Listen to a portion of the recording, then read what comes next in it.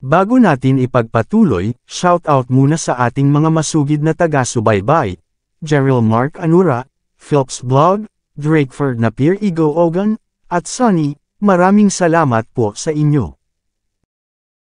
Kabanata 1756.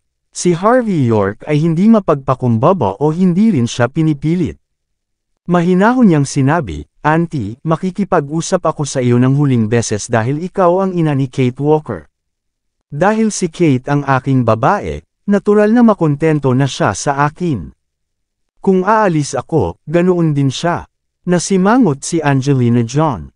"Bata, sa palagay mo ba ay mayroon kang ilang talento sa pamamagitan lamang ng pagpapakita sa harap ko?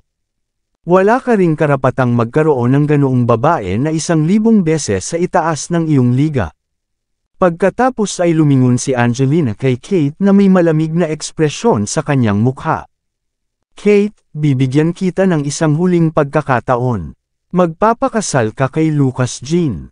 O kung hindi ay malalaman mo kung ano ang mga kahihinatnan na iyong madadala." Hinawakan ni Kate ang kanyang mga ngipin at sumagot, "Sinabi ko na sa iyo, stepmother. Hindi ako magpapakasal sa ibang lalaki maliban kay Harvey. Dahil tinawag mo ako, nangangahulugan ito na inamin mo na ako ang pangunahing ginang ng iyong ama." Walang awa si Angelina, hindi pinutol ang anumang linya ng pag-iingat ni Kate. "Dahil iyon ang kaso, magpapasya ako kung ano ang mangyayari sa iyong kasal. Iyon ang dahilan kung bakit binabalaan kita ng 1 beses. Sabihin mo sa iyong Prince Charming ngayon. Kung hindi, ang lahat ay magiging masama kapag kumilos ang aking mga kalalakihan." Kalmadong sumagot si Harvey nang hindi binigyan siya ng tuwid na sagot, "Lady Walker, anong panahon ka kahit na natigil? Bakit sinusubukan mo pa ring kumilos bilang isang matchmaker? Hindi mo ba ito nakikita na kakaiba sa araw na ito at panahon?" Ikaw, sa sandaling iyon, ang ekspresyon ni Angelina ay naging malamig na parang yelo. Galit siyang bumulalas, "Bata, hindi kita pinansin upang maibalik mo ang iyong maruming buhay. Ngunit patuloy mong hinihimok ako ng paulit-ulit. Sa palagay mo ba ay hindi ko maaaring patayin ka ngayon? Hayaan mo akong sabihin sa iyo muli. Wala kang karapatang sumuko sa mga bagay ng pamilya Walker. Kung hindi mo nais na mapahamak sa nalalabi mong buhay, pinakamahusay na tumakas ka na ngayon. Kung hindi, gagawin kitang manghihinayang na ipinanganak sa mundong ito." Hindi mapigilan ni Angelina ang nakamamatay na hangarin sa kanyang mga mata sa sandaling ito.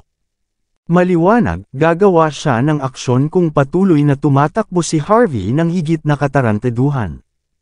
Itinaas ni Harvey ang kanyang ulo at mahinahon na sumagot, "Hayaan mo akong sabihin ko ito sa iyo ngayon, isasangkot ko ang aking sarili sa sitwasyon subalit nais ko." Malamig na tumawa si Angelina. "Ikaw ay, sa ano? Sa iyong kahirapan? O sa maliit na dumi na pagmamayari mo?" Patuloy na sumagot si Harvey nang walang emosyon na nagpapakita sa kanyang mga mata, "Sa akin nakikita na ikaw ay magiging isang lantang gulay sa lalong madaling panahon. Ikaw ay nagsanay ka sa mga sinaunang martial arts noong bata ka pa. Ngunit nakaramdam ka ng sakit sa iyong dibdib nang huminga ka habang nagsasanay ka. Hindi ka na naging maayos mula noon. At sa lahat ng mga taon na ito, nagtitiis ka na parang paralisado mula sa mas mababang kalahati ng iyong katawan tuwing taglamig. Ang paralysis na tulad nito ay kumakalat pa habang tumatanda na nakukuha ng isang tao. At ang 2/3 ng iyong katawan ay dapat na paralisado ng tama habang nagsasalita tayo, mali ba ako? Kung nangyari ito muli sa taong ito, natatakot ako na hindi mo na maigagalaw ang iyong mga paa. Masasabi ko rin sa iyo na hindi ka na makakatayo kung mangyari ito sa ibang oras." Walang ipinakitang emosyon si Harvey na parang nagsasalita lang siya sa kalagitnaan ng gabi. Ngunit ang mga ekspresyon ni Angelina ay nagbago ng malaki. Siya ay kabilang sa pamilyang John, isa sa nangungunang 10 pamilya sa Country H mula sa Golden Sands. Sinanay siya sa sinaunang martial arts kasama ang kanyang pamilya noong siya ay mas bata, ngunit sumuko siya matapos makaramdam ng sakit sa kanyang dibdib tuwing siya ay humihinga. At tiniis niya ang paralysis mula sa kanyang mas mababang katawan sa buong buhay niya. Siya ay magiging kahabag-habag sa tuwing darating ang taglamig. Hindi isang kilalang doktor ang maaaring ayusin ang kanyang sakit kahit gaano pa sila nagtatrabaho. Ang ilan ay hindi pa nakikilala ang dahilan, ngunit ginawa ni Harvey. Noong nakaraan, sinabi kay Angelina John na ang kanyang pagkalumpo mula sa mas mababang katawan ay hindi nakamamatay. Ngunit kung tulad ng sinabi ni Harvey York at magiging lantang gulay siya, mas gugustuhin niyang mamatay. Nang marinig ang mga sinabi ni Harvey, natakot si Angelina. Ngunit siya pa rin ay isang bihasang tao. Hindi nagtagal ay sumimangot siya habang nakatingin kay Kate Walker. Sinabi mo ba sa ibang tao ang tungkol dito? Umiling-iling agad si Angelina matapos niyang sabihin. Alam niya na hindi rin alam ni Kate ang tungkol sa bagay na ito. Bumalik si Kate sa kanyang katinuan, pagkatapos ay umiling-iling. Paano ko malalaman na ikaw ay paralisado mula sa mas mababang kalahati ng iyong katawan? Iniisip na si Angelina ay magiging isang lantang gulay tulad ng kanyang sariling ina. Ngunit isa ring may kamalayan, hindi niya maiwasang masaksak si Angelina sa likuran. Kahit na ang kamatayan ay mas mahusay kaysa sa pagtitiis sa lahat ng ito. Ito ay magiging isang kahabag-habag na tanawin. Nagdilim ang hitsura ni Angelina sa mukha niya. Sa kanyang mga mata, walang paraan na si Harvey ay maaaring magbubuga ng walang katuturan at hulaan ng tama ang lahat. Ang tanging paliwanag ay ang narinig niya ang maraming bagay upang mapalapit lamang kay Kate. Itinuro ni Angelina si Harvey at malamig na bumulalas, mukhang ginawa mo ang iyong pananaliksik upang umakyat sa ranggo, bata. Ang aking pananaliksik. Kalmadong sumagot si Harvey. Bakit kailangan kong gumawa ng anumang pananaliksik tungkol dito? Huminga ka ng madali. Sa tuwing sumigaw ka, maaari kang makaramdam ng matalim na pananakit sa iyong dibdib. Iyon ang dahilan kung bakit ka nagagalit, ngunit kailangan mong sugpuin ang iyong sarili. At ang buong paghihirap na ito ay nagawa mong labis na nagagalit. Ngunit ang pag-iisip tungkol dito ay magpapalala lamang sa iyong pagkalumpo. Kaya, kung nahulaan ko ng tama, ikaw ang pangunahing may bahay na gumawa ng iyong paraan ng pagkalumpo kaysa sa nararapat. Ang pinakamahalagang bagay ay hindi ang silangang o kanlurang gamot ay nakapagpapagaling sa iyo. Hindi nila maiiwasan ang iyong sakit. Ang tanging bagay na magagawa nila ay panuurin habang lumala ang iyong paralysis. Pagkatapos ay ilagay ka sa isang nursing home at ituring ka tulad ng isang buhay na patay. Hindi naging matatag si Harvey nang sabihin niya ang mga salitang iyon, ngunit ang ekspresyon ni Angelina ay madilim pa sa gabi pagkatapos niyang marinig. Si Kate ay lubos na nagulat sa katotohanang ito, hindi niya inaasahan na may talento si Harvey. Nasimangot si Angelina na parang may pag-asa siya. Pagkatapos, tiningnan niya si Harvey at sinabi, kung nalaman mo ang aking kalagayan gamit ang iyong sariling dalawang mata, kung gayon mayroon kang ilang kakayahan. Ngunit hindi mo iniisip na ang ilang doktor ay nagkakahalaga ng pagpapakasal sa aking anak na babae ngayon, tama. Malamig na ngumuso si Angelina habang nagpapakita ng panghahamak. Hindi ko kailanman ibibigay sa iyo ang aking anak na babae. Doktor, kalmadong sinabi ni Harvey, hindi ako isang doktor, at wala rin ako upang pag-usapan ang tungkol sa iyong kalagayan. Pinag-uusapan ko ang iyong estado ngayon. Kung hindi ako mali, magdurusa ka ng labis sa taglamig na ito. Magiging paralisado ka sa loob ng 3 linggo. At sa huli, hindi mo rin may gagalaw ang iyong dila o kumurap. Ngunit ang iyong pakiramdam ng pandama, pandinig, at iyong kamalayan ay makakasama mo pa rin. Sa kondisyon ng pamilya Walker, mabubuhay ka ng mahaba at umunlad. Ngunit ikaw ay magiging isang manunood lamang ng mundong ito sa hinaharap, walang magagawa. Isang walang malasakit na ekspresyon ang ipinakita sa mukha ni Harvey. Iyon ang dahilan kung bakit iminumungkahi kung gumawa ka ng mga plano sa lalong madaling panahon.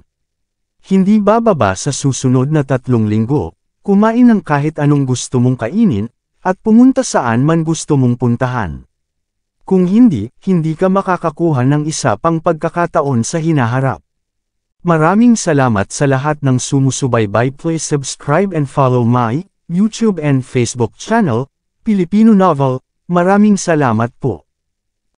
Ang ekspresyon ni Angelina John ay kasing lamig ng yelo nang siya ay sukatin si Harvey York. Paano nakakatawa, hindi ka isang silangang doktor, at hindi ka rin isang doktor sa kanluran. Sa paghusga sa iyong hitsura, ipinagpapalagay ko na wala ka ring kaalaman sa medikal. Kahit na, maglakas loob kang pumunta dito at magbubuga ng walang kaparirikan tulad ng alam mo kung ano ang iyong pinag-uusapan. Dapat kong babalaan ka, kahit na totoo ang sinabi mo, maraming mga kilalang doktor sa buong mundo. Dapat itong maging isang piraso ng cake upang gamutin ang aking kalagayan, hindi na kailangan mong mag-alala. Pagkatapos ay sumagot si Harvey ng walang kamali-mali, dahil sa mga unang panahon, may mga kasabihan ng gamot at martial arts na magkasama.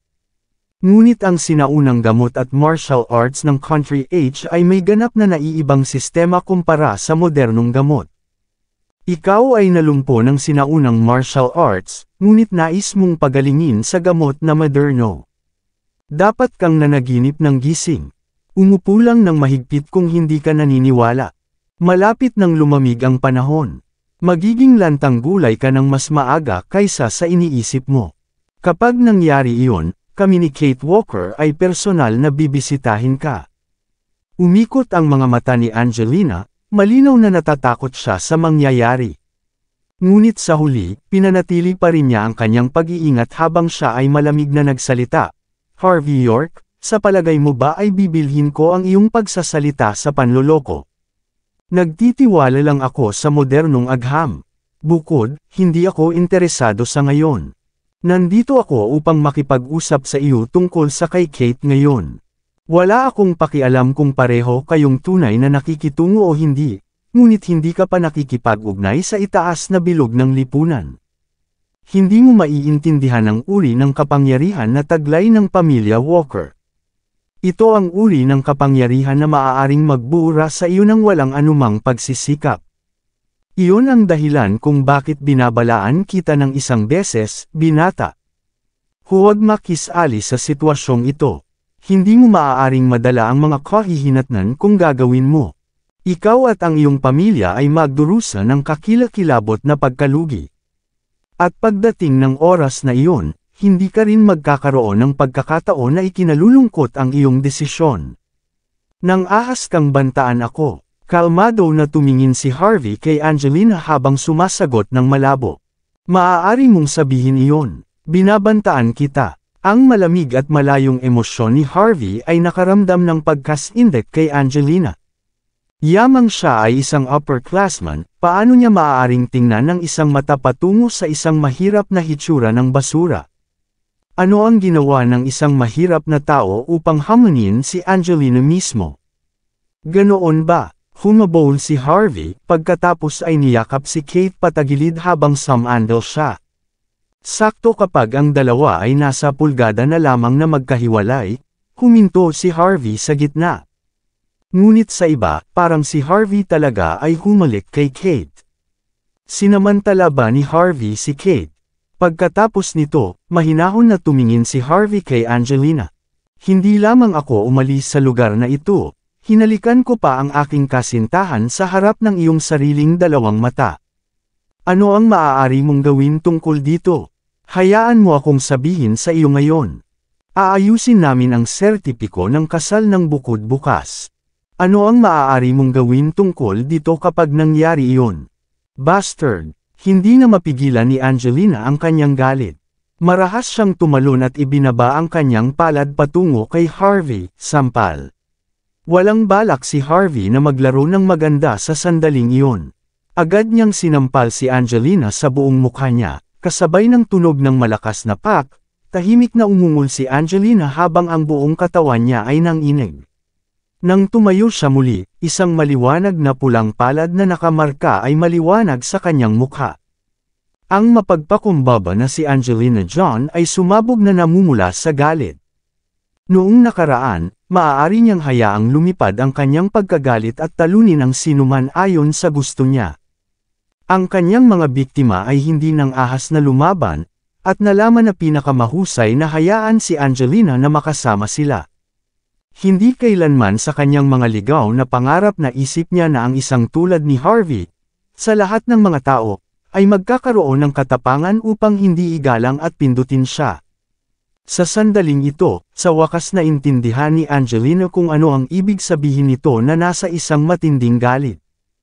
Ang kanyang puso ay nakakubkob sa pagnanais na pumatay. Nanlilisik na, sumigaw siya, patayin siya. Boom! Mahigit sa 10 bodyguard na naghihintay sa kanyang utos ang naglabas ng kanilang mga sandata at nagpounce kay Harvey.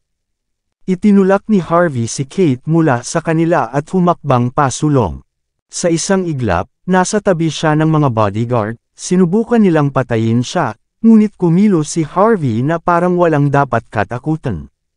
Paminsan-minsan, ilalabas niya ang isang sampal at isang magaan na sipa. Hindi alintana kung ito ang kanyang sampal o ang nag-iisa ng kanyang paa, ang bawat galaw niya ay nagpadala sa mga bodyguard na lumilipad o nahuhulog sa lupa habang hinahawakan ang kanilang nasugatan na tiyan. Wala pang 1 minuto, ang lahat ng mga bodyguard ng pamilyang Walker ay nakapatong sa lupa, nakakumbinsi, hindi makatayo ng walang backup. Nakakahamak. Ito ay masyadong nakakatakot. Natakot sila, at tinitigan si Harvey na may mga mata na puno ng takot. Masyadong mabigat ang pag-atake ni Harvey. Sa tuktok ng lahat, siya ay masyadong mabilis para sa kanila. Ang dalawang panig ay hindi sa parehong antas. Kalimutan ang 1 dosina, kahit na may 10 beses ang halaga ng mga bodyguard, marahil ay hindi nila maaaring hawakan si Harvey. Tumahimik si Angelina, lumingon ang mukha niya. Nakarating siya sa gilid ng fireplace at kinuha ang rifle na orihinal na inilagay doon bilang isang dekorasyon. Ang baril ay luma at masungit, ngunit ito ay malakas. Sa iglap na iyon, nilalayo niya ito sa kay Harvey. Ang kanyang pagnanais na patayin siya ay masyadong maliwanag. Si Kate ay napasinghap sa kakilakilabot. Harvey, iyon ay isang baril mula sa Emperor of the Sun that never set. Ito ay hindi kapani-paniwalang nakamamatay. Swish! Gayunpaman, hindi rin pinatawad ni Harvey si Angelina ng isang solong hitsura. Iginalo niya ang kanyang mga daliri sa paa at ibinaba ang kanyang binti. Sa susunod na segundo, isang batang ipinadala na lumilipad sa hangin. Thud! Agad itong tumama sa braso ni Angelina, at sumigaw ng masakit bilang tugon. Natigil siya, at bumagsak ang baril sa kanyang mga kamay. Hindi tumigil doon si Harvey. Mabilis niyang hinawakan ang baril at pinuntirya ito sa direksyon ni Angelina. Isang split seconds, hinayla niya ang gatilyo. Alam ni Angelina na huli na para makatakas siya. Maaari lamang niyang ipikit ang kanyang mga mata ng malungkot. Bang! Mayroong isang malakas na ingay, at isang bakal na bala ang dumaan sa tainga ni Angelina. Kahit na nagasgas lamang ang balat nito, sapat na upang pukawin ang takot sa kanya. Isang malabong amoy ng pulbura ang pumuno sa kanyang ilong, at ang malabong amoy ng kamatayan ay nakapaligid sa kanya. Nawala ang kanyang unang pagmamataas.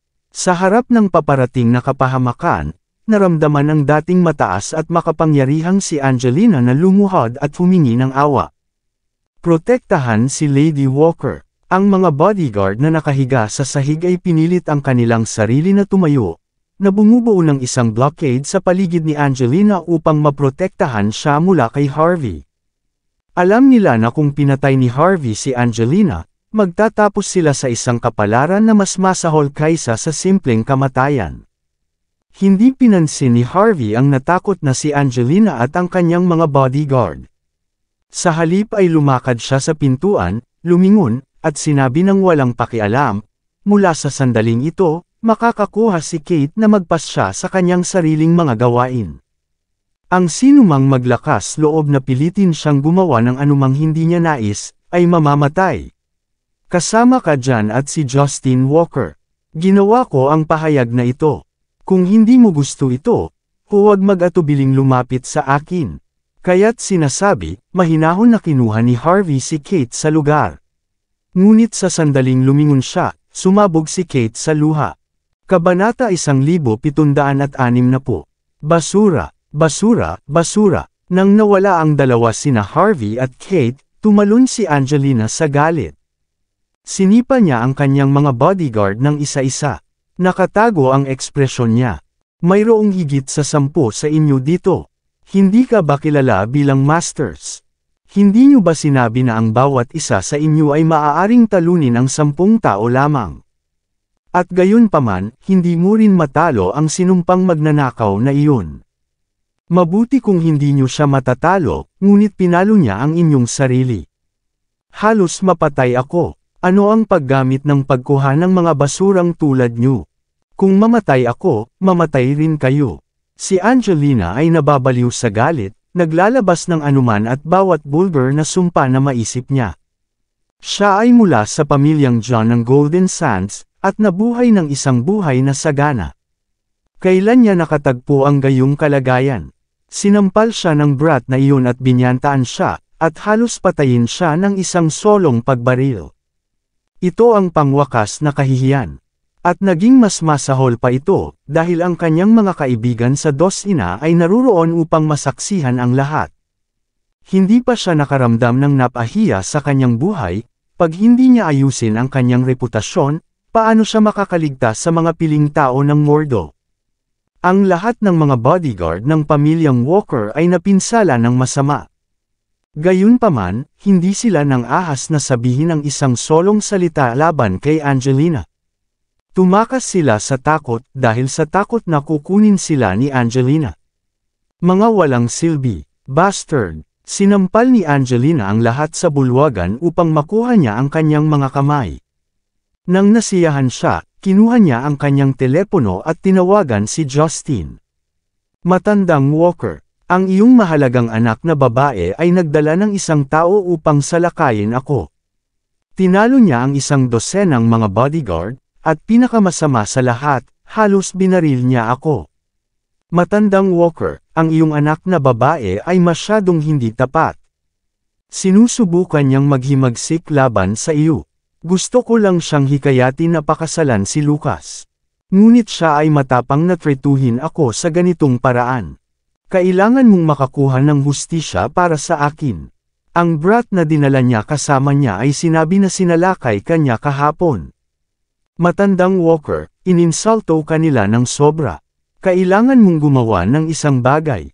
Ang kasalukuyang Angelina ay hindi bilang mapilit at nangingibabaw tulad ng nauna. Umiiyak siya habang nagsasalita siya, ang tunog ng labis na kalungkutan at nasasaktan. Sa kabilang panig ng telepono, nanatiling tahimik si Justin. Pagkaraan ng mahabang panahon, sinabi niya, ang lalaki ni Kate na dinala upang matumbok ka, ay ang kanyang pangalan ay Harvey. Oo, siya iyon. Harvey York. Paulit-ulit na tumango si Angelina. Ngunit sa kalahati, naramdaman niya na may isang bagay na natapos. Matandang Walker, paano mo malalaman na tinawag siyang Harvey? Maaari bang totoo ang sinabi niya? Na siya? Oo, walang pakialam si Justin, nakilala ko siya kahapon ng hapon. Sinira niya ang ilang mga bodyguard sa tabi ko, itinulak ang kanyang daan sa gitna ng convoy, at sinampal ako. Natigil ang mukha ni Angelina sa pagkabigla. Ang kanyang kutis ay labis na kakilakilabot. Bukod sa katotohanan na sinalakay ni Harvey si Justin, mayroong isang mas mahalagang piraso. Batay sa uri ng tao at hustisya, hindi dapat magaling si Harvey matapos gawin ang ganitong bagay. Ngunit naruroon siya, naglalakad ng walang pag-aalaga sa mundo. Iyon lamang ay sapat na upang patunayan ang mga kasanayan ni Harvey. Maaari bang ang taong walang kahirapan ay may hawak na hindi kilalang kapangyarihan at background na maaaring sugpuin kahit si Justin Walker, ang pinuno ng sangay ng longmen sa Mordo? Matandang Walker, kung ano ang nangyayari. Ang brat na yan. Nagsimula si Angelina. Ang brat na ito ay tiyak na hindi simple. Ngunit hindi mahirap makitungo sa kanya. Sa ngayon, huwag gumawa ng anumang aksyon laban sa kanya. Nagbabala si Justin. Tatapusin ko siya sa aking sarili.